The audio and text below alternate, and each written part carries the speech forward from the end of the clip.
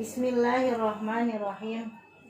Faslun an-niyatu salasu darajatin. Kemarin kita baru pasal arkanus sholah ya, ada 17. Udah semuanya belum kemarin? Udah sampai 17 ya tertib. Faslun an-niyatu salasu darajatin. Ini pasal mau menyampaikan tentang masalah niat, ada 3 tingkatan. Ya, an-niyatu salasu darajatin. Adapun niat itu ada 3 tingkatan. Ingka natis sholatu fardhon.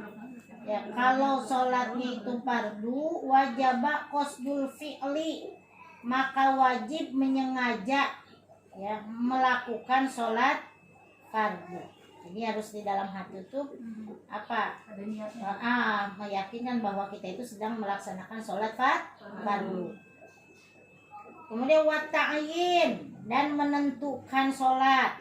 Wal fardiyah itu ya, wal fardi ta'yin tadi bermaksud yang pertama wajib qasdul fi'li, bermaksud melakukan sholat. Kemudian ta'yin, wa ta'yin, menentukan sholat apa nih gitu kan. Wal fardiyah itu dengan kefarduannya sholat. Jadi kalau misalkan sholat duhur, bahwa kita itu menyengaja bermaksud untuk melakukan sholat fardu duhur. Jadi ada wajib qasdul fi'li wa ta'yin bil wal fardiyat. Wa in kanat nafilatan, kalau sholatnya sholat sunnah muaqqatatan yang berwaktu, karotibatin seperti sholat rawatib. Sholat rawatib yang mengiringi sholat sunnah, yang mengiringi sholat fardu ya. Audata sababin wajaba qasdul fi'li, atau yang mempunyai sebab sholat sunnahnya itu, misalkan sholat gerhana, itu kan sebab karena ada apa? Ada gerhana ya. Wajaba qasdul fi'li, wajib ya di dalam hati itu berniat apa? Melakukan sholat ya. Wa ta'yin, dan menentukan sholat. Wa in kanat nafilatan mutlaqah, tetapi kalau misalkan sholatnya itu sholat sunnah yang mutlak ya, wajib qasdul fi'li, hanya wajib menyengaja melakukan sholat. Fakot wungkul, fakot itu udah, fakot wungkul apa ya kalau bahasa Indonesia nya? Saja wungkul tuh hanya itu saja, fakot tuh ya. Al-fi'lu usolli ya, wa ta'yin duhron atau asron gitu. Kalau niat melakukan gitunya, atau adapun gitunya sebutan untuk melakukan sholat itu adalah aku sholat gitu. Usolli fardol gitu, usolli aku sholat. Nah gitu. Kalau ta'yin menentukan sholat apa, dohor misalkan, jadi usolli fardhon duhri ya, duhron atau asron gitu ya. Wal fardiyahnya menyebutkan fardunya itu wal fardiyah. Jadi kalau sholat fardu itu wajib menentukan qasdul fi'li, jadi niat melakukan sholat ya, usolli. Nah itu niatnya usolli, berarti kita niat sholat. Kemudian usolli menentukan apa, sholat duhur apa asar.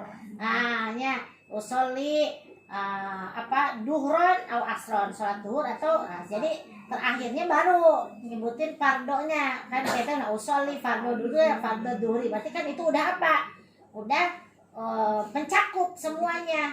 Udah qasdu fi'li, kemudian ta'yin menentukan sholat, kemudian fardo atau sunnah kan, itu kan yang sunnah berarti kan sunnah kayak sunnah ba'diyah gitu kan. Nah jadi kalau misalkan sekarang kita melakukan sholat fardu dohor, cukup sebenarnya yang wajibnya itu hanya usolli fardu duhri, segitu aja.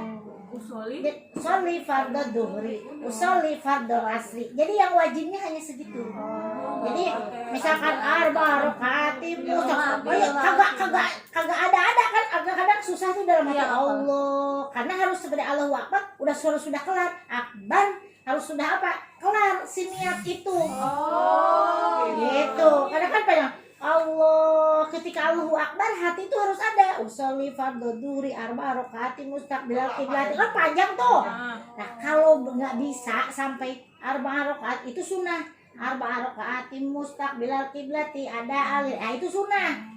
Yang ya jadi yang wajibnya itu hanya apa? Usolli fardhu duhri, usolli fardhu asri. Kalau kita bisa hadir sampai akhir arba rakaatin mustaqbil, berarti itu luar biasa. Makanya kadang suka ada orang Allah diulang lagi kali belum hadir di dalam hatinya. Padahal kita harus tahu ilmunya. Yang wajibnya itu hanya ngucapin tadi qasdul fi'li, usolli sama ta'yin, nyebutin waktunya waktu apa, dan sunnah apa fardu. Jadi usolli fardu duhri. Misalnya kita udah baca niat nih sebelum takbiratul ihram ya. Sunnah itu. Jadi watalafu itu kan udah itu kemarin. Auzubillahi minasyaitonir bismillah kan usolli fardu baru. Lagi tapi tanpa kita dan nah itu nggak boleh, nggak berarti nggak sah sholatnya. ada di hati. Jadi kita kalau sebelumnya kita usolli fardhu dhuhri, maksudnya untuk apa? Itu untuk kalau kita disebutin kadang kan suka cepet hadirnya ya. Nah ada watalafudunya menyebutkan niat itu adalah hukumnya sunnah. Jadi kita ngucapin sebelumnya usolli fardhu dhuhri arba rakaat itu sunnah. Allah, ketika kita Allahu Akbar di hati harus hadir usolli fardhu dhuhri arba rakaat. Kagak bisa sampai panjang usolli fardhu dhuhri, udah cukup segitu. Jadi Allahu Akbar, Allah sampai akhir tuh, Pak. Allahnya panjang. Arba rakaat mustaqbil ada yang panjang, menghadirkan. Iya, menghadirkannya itu banyak gitu. Allahu Akbar hadir. Nah, kalau yang ada yang was-was bolak-balik Allahu Akbar itu was-was, jangan was-was. Kita ya minimal kalau kita belum bisa hadir sampai banyak, sampai akhir tadi yang sunnahnya ke bawah, cukup yang tadi saja. Apa? Qasdul fi'li, kemudian ta'yin dan fardhinya. Jadi usolli fardhu duhri, usolli fardhu asri, segitu sih Allahu Akbar. Gitu. Itu yang wajibnya itu. Ya. Jadi apabila sholat itu sholat fardu, maka wajib bermaksud mengerjakan sholat. Yang pertama itu tingkatannya itu mengerjakan sholat, menyatakannya sholat duhur atau asar, ya gitu, tentang keparduannya, dan wajib juga menyatakan bahwa ini adalah sholat fardu. Nah itu untuk sholat fardu. Kalau sholatnya sholat sunnah, kemudian yang terbatas oleh waktu, contoh misalkan sholat rawatib, kan rawatib mah ada qobla, ada ba'da, jadi harus disebutin. Kalau yang misalkan qobla, qobliyah, kalau yang ba'da, ba'diyah, ya ba'diyah itu sholat isya atau sholat, jadi disebutkan qobla sama ba'danya. Gitu. Qobliyatal gitu kan, sholli sunata qobliyatal isya misalkan. Sampai gitu. Disebutin ba'diyahnya, karena kan ada atau sholat yang ada sebab, misalkan sholat gerhana gitu ya, mau sholat duha gitu, mau sholat tahajud boleh. Jadi kalau sholat malam itu udah niat sholat aja, itu namanya sholat mutlak. usolli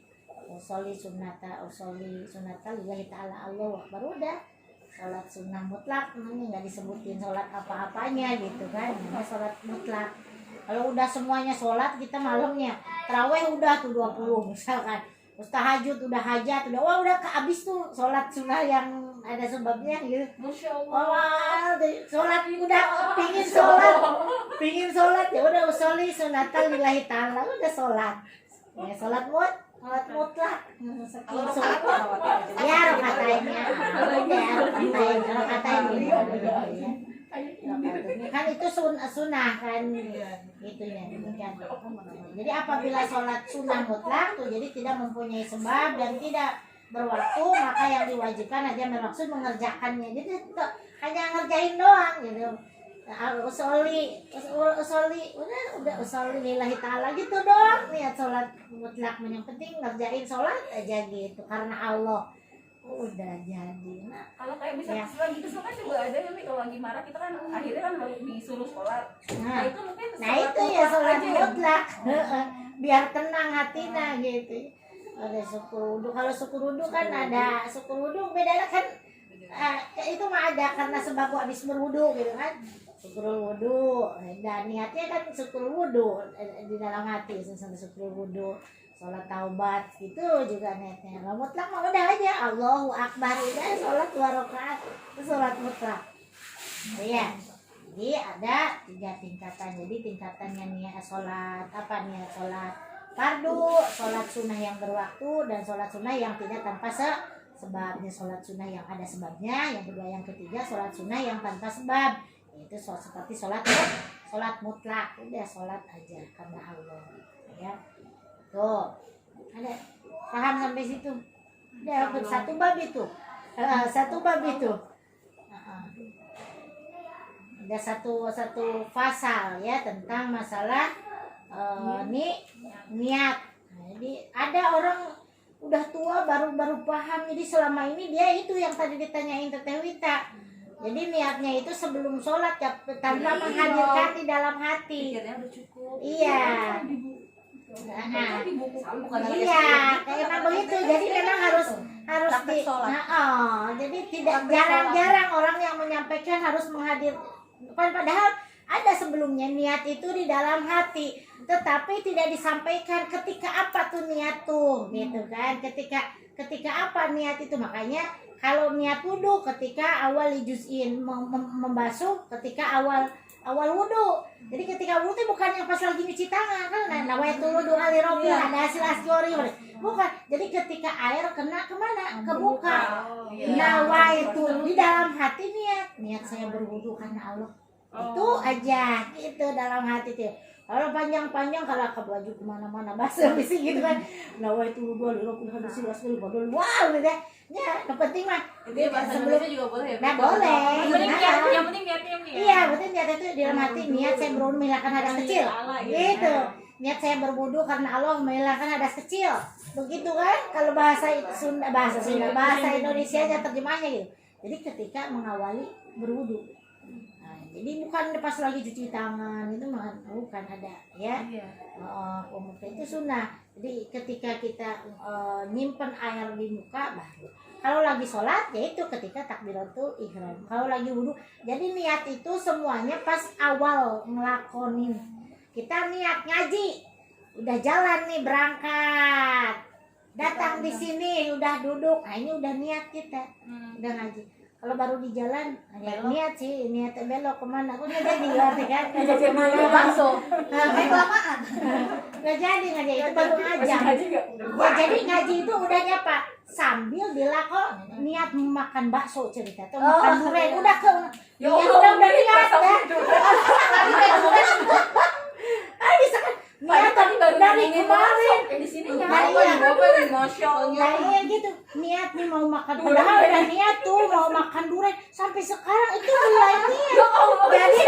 Jadi niatnya, jadi kalau udah niatnya kita udah jalan nih naik mobil ke sana udah duduk pegang apanya, pegang mangkok duriannya, udah dimakan, nah itu niat.